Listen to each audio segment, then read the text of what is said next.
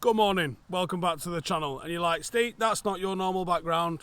No, it is not my normal background. But if this week isn't a metaphor for how United transfer window is going, then I don't know what is.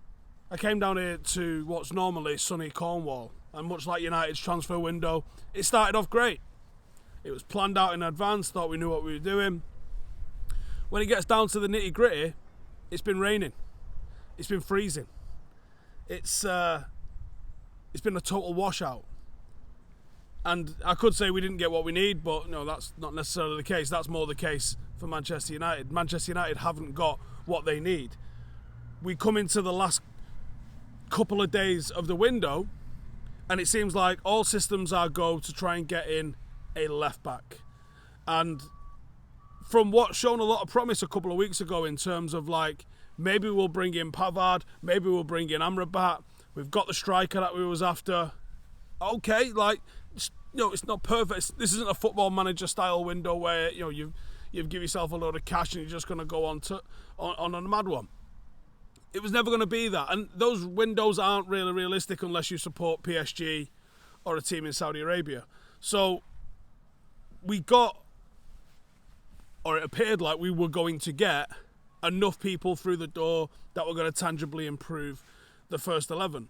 Now as we sit here Wednesday morning, I go, right, well, we didn't get the second midfielder. We've allowed Fred to go. Donny van der Beek might as well not exist. Like, you try and analyse where the squad is now. There's a signing been done, by the way, which is the goalkeeper. Is it Benaye? I forget how to pronounce his name. So the goalkeeper's done, £5 million goalkeeper. He's going to be second/third choice. Okay, sound. Right? That's fine. Right. You've moved two goalkeepers on. Dean Henderson looks like it's nearly done. Dean Henderson goes, David De Gea goes, you bring two goalkeepers in. There's an argument to be made that you've taken that position forward, but you've certainly not lost. Central defence, what's happened? Well, Eric Bailly's gone, sort of. Tellez has gone. What have we brought in? Malacia's injured, Shaw's injured, Harry Maguire's seemingly sticking around even though it's abundantly clear that's not the wishes of Erik ten Hag. That's just the wishes of, well, we couldn't shift him, so we're keeping him.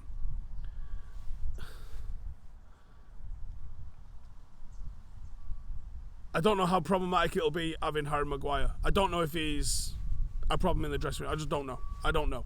But he's obviously someone of worth that if he'd have gone, would have facilitated either a Pavard coming in or a Todibo coming in.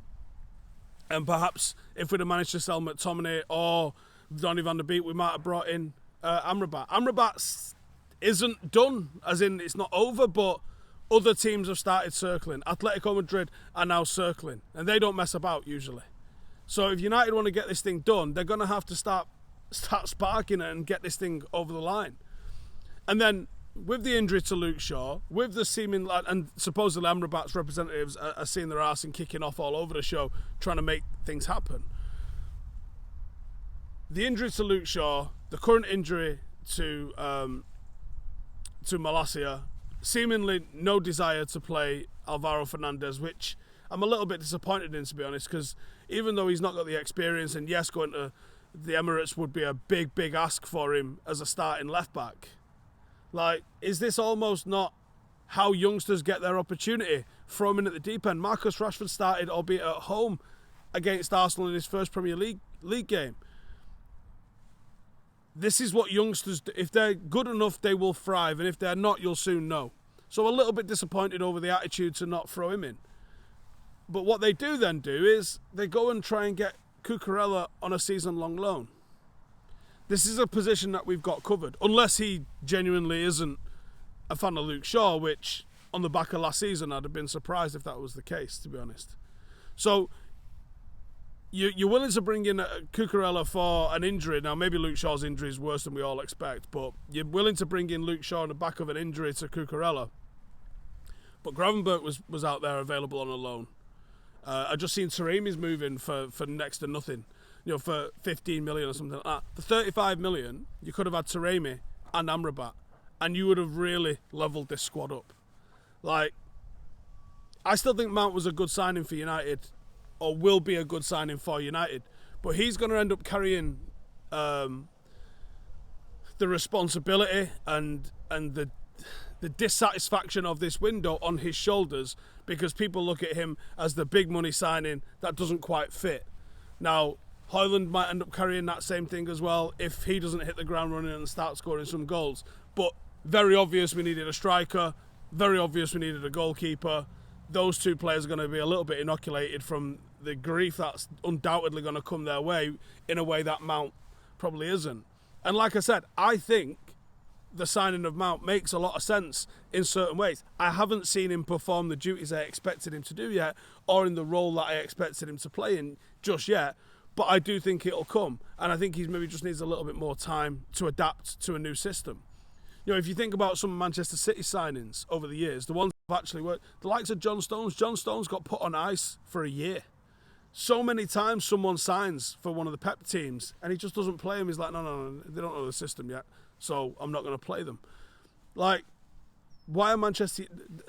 I know why, because we haven't got the depth and the strength that Manchester City have got, obviously, but like, how are they expected to hit the ground running when the so-called greatest manager of all time with the most expensively assembled squad of all time allows them some time, and we don't get that time? The other little bit of transfer news is Besiktas are trying to sign Mason Greenwood on a 6-month loan. I did see something about Saudi Arabia, but Ronaldo supposedly put a bosh on that. I don't know if that's true. I saw that. I haven't had time to investigate if that's just a nonsense quote or not. It could be. It sounds like one, but this is Ronaldo and this is Saudi Arabia. It might be legit as far as I know. But yeah, in terms of Cucurella, I think, yeah, he's a good player. I don't know if I would be judging anybody by how Chelsea have been over the last year or so. And I think, yeah, he's a good player. I just think, could we not have got through with a left back when we're so desperate for a midfielder? Could we not have, like, you know, is Malacia out for 6 months? Is Luke Shaw out for 6 months? Like, could we not have got through to Christmas? Like, I look at midfield and I go, we need someone this weekend, actually. Like, I don't know how United are going to line up. Legitimately, I'm doing my preview in a minute, and I'm going, I don't know how the fuck we're going to line up. Genuinely don't know how Manchester United are going to line up this weekend to be effective. Really don't. And that worries me, because this is a game where you need to have your P's and Q's about you now. You know, I could go into Arsenal, but I'll save it for the preview. Cucurella to United. Bainday, the goalkeeper, looks like it's all sorted out, but Cucurella to United looks like it's all but done. They're umming and ahhing over the loan fee. I'm sure it'll get sorted out because they're going to save loads of money on the wages, and they definitely need to be doing that if they're even going to pretend that they give a shit about FFP. But there you go. That's the latest from United.